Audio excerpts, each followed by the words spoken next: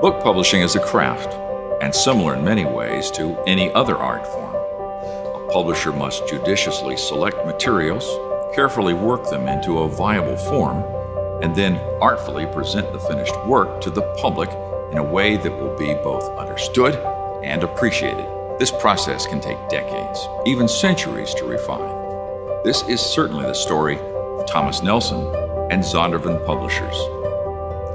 Thomas Nelson Sr. opened a secondhand bookshop with the dream of placing book buying, particularly Christian classics, within the reach of every reader.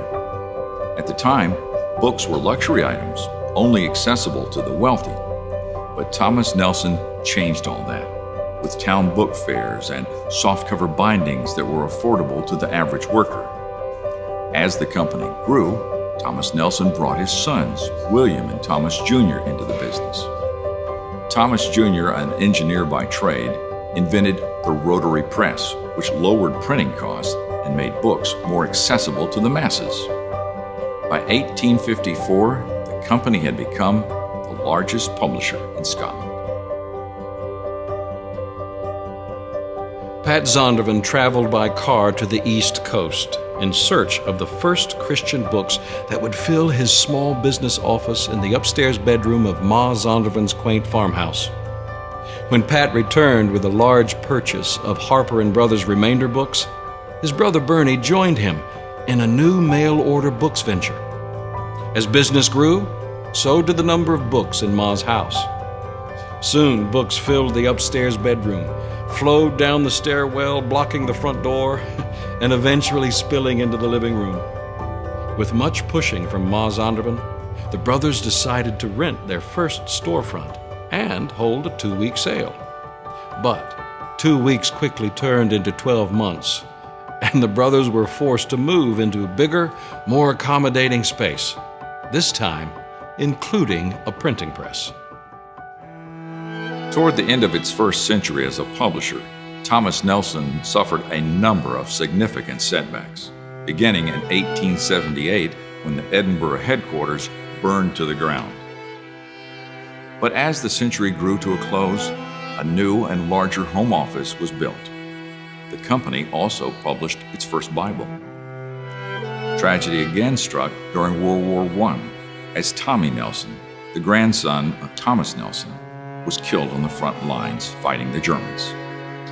After Tommy's death, the company began to slide into decline due to a string of ineffective leaders and a dwindling presence in the marketplace.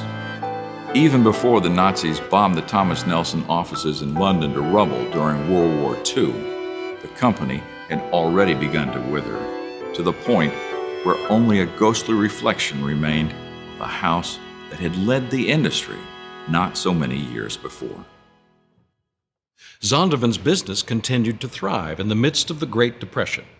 Pat and Bernie compiled a contact list from church yearbooks and their previous business trips to produce the 2,000 mailing addresses for their first catalog distribution. After publishing the business's first catalog, Zondervan published its first book, Women of the Bible, by Abraham Kuyper. The brothers paid a Calvin College student to translate the book from Dutch to English, adding questions to each chapter to enhance its study value. The company grew quickly, having to move 3 times into progressively larger buildings before settling at a facility on Lake Drive. Finally, Zondervan had found its home for the next 4 decades. The late 1960s and early 1970s were good years for Thomas Nelson as well. Under the new leadership of Sam Moore, a Lebanese immigrant who founded the Royal Bible Company in 1961. At the time, Thomas Nelson was owned by the Thompson organization in Great Britain. They approached young Sam Moore with an offer to take over operations of the struggling publishing house. Instead, he surprised them by making an offer to buy the company, which he did in 1969.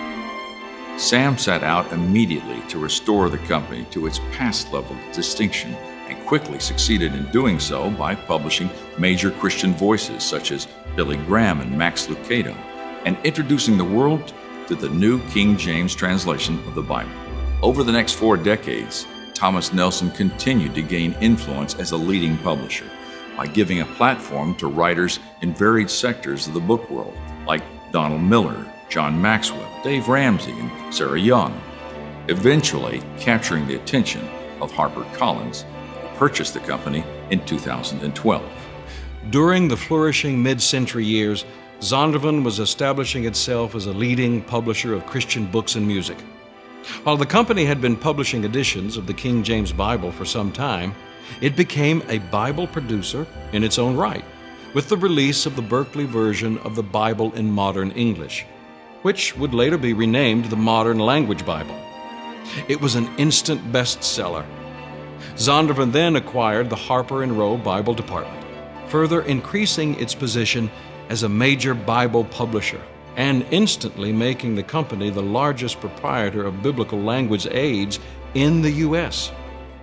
Zondervan equally grew in strength as a book publisher, culminating in 1970 with the release of Hal Lindsey's The Late Great Planet Earth, which sold nearly 35 million copies and was cited by Time magazine as being the best-selling book of the 1970s. But Zondervan's success didn't stop there. Zondervan published the first full edition of the New International Version of the Bible, fulfilling the company's promise to replace the King James Version as the most widely read Bible translation in the English language. The company also continued to grow by publishing major authors like Philip Yancey, Lee Strobel, and Rick Warren.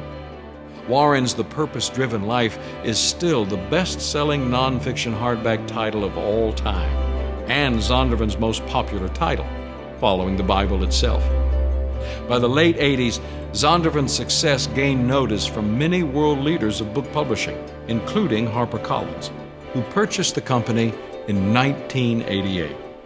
Today, the combined strengths of Zondervan and Thomas Nelson have led to the rise of HarperCollins Christian Publishing, the undisputed world leader of inspirational books, Bibles, and Christian content. And while this next chapter promises to be the most dramatic in the history of two great and long-standing publishing houses, it is the values that have been passed down through the generations of these two organizations that continue to fuel the success of today and the promise of tomorrow. We believe in high ethical and moral standards in speech, as well as personal and moral conduct, and we operate with honesty, trusting that God is ultimately in control of the results of our labor. We hold our actions as well as our products to the highest standards, and we encourage everyone across the organization to be personally responsible for maintaining them. We empower and encourage each other to proactively contribute to the success of the company and reward innovation, both individually and collaboratively. Because we want to create an environment that is positive for all employees as well as those who work outside the company.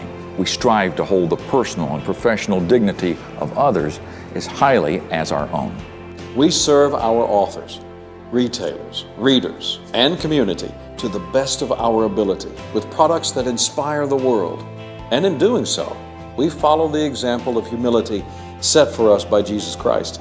HarperCollins Christian Publishing is now one story that's continuously being written, and the opportunities that lie in the pages ahead are endless and exciting. As a single organization, unified under a single vision, we are stronger, more agile, and more focused than ever before.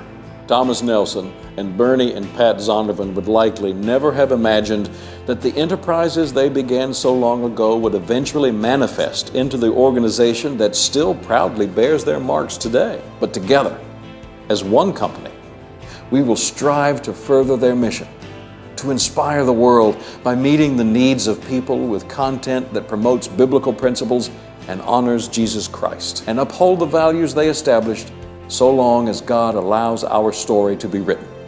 May the next chapter be the best one yet.